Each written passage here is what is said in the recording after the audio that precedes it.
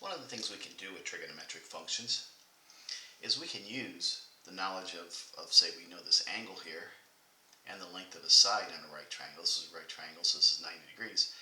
To figure out the lengths of maybe cut to two other missing sides in our triangle. So probably one of the first things we want to do is we want to recognize if we're going to use this angle, then this is the opposite side.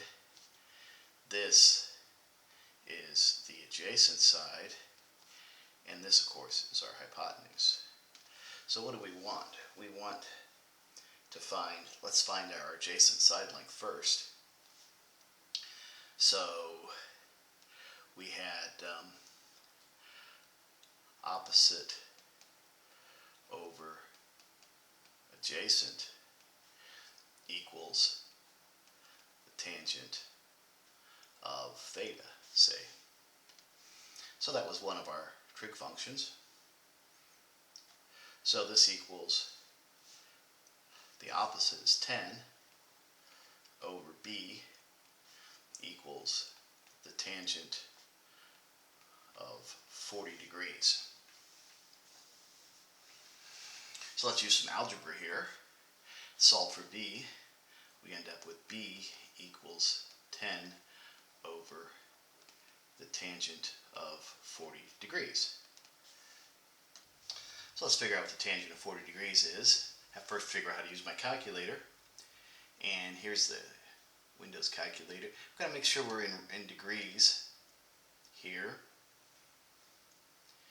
And I think I put in my angle first, 40, and then I come over here and I say tangent of 40, and now it gives me a value here of 0.839. So that means that the length of side B is simply, start writing, really, what the heck, 10 over 0.839. And performing that math, it's approximately 11.92 is the length of B. So let's look at that for a second. If B is 11.92, means it's longer than this 10. Does that make sense? Well, if this is 40 degrees, if we got to 45 degrees, that's half a 90. This other angle over here would be 45 degrees. These sides would be the same length. So this is a little shorter than a situation where both sides are the same length. The angle is a little less, which means that this side should be a little less than B. So that kind of makes sense. So now if we wanted to find the length of side A, we could just do the opposite over hypotenuse.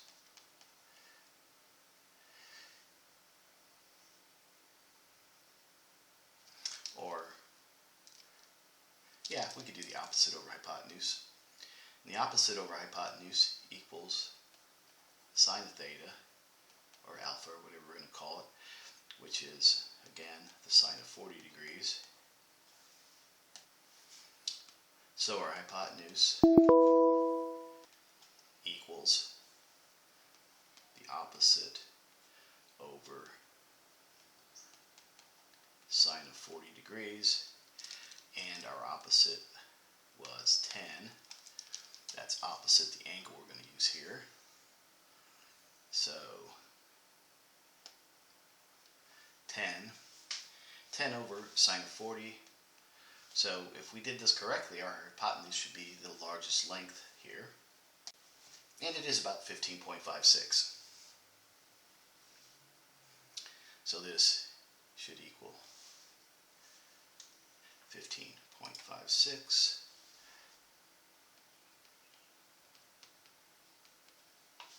We could check this using Pythagorean's theorem. So a squared plus b squared, 10 squared plus 11.92 squared should equal 15.56 squared, which is approximately 242.1, and that equals 15.56 squared.